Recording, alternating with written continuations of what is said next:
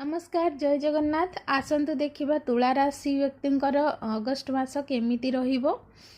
एई मास आपनको कौनसी भूल सिचुएशन पई किछि लोक फसाई पारंती, शत्रु होई पारंती। लाइफ आपणकर बहुत बिजी चैलेंजिंग एंड हेक्टिक रही पारे। एई सिचुएशन पई आपनको स्ट्रांग रहिबा पई पड़िबो एंड सिचुएशन को ओवरकम करिबा पई पड़िबो। निजको निजे डिफेन्स करिवे। फेलियर होबार चांसेस अच्छी नहले आपण काहाकू माने आपण को किए चीट करि पारंती। कम्युनिकेशन रो अभाव रही पारे।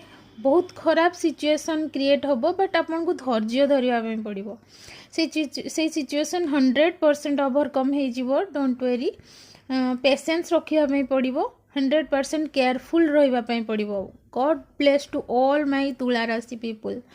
तो जदि वीडियो भल लगी थाए लाइक शेयर एंड सब्सक्राइब कर देबे। रहूची नमस्कार जय जगन्नाथ बाय बाय।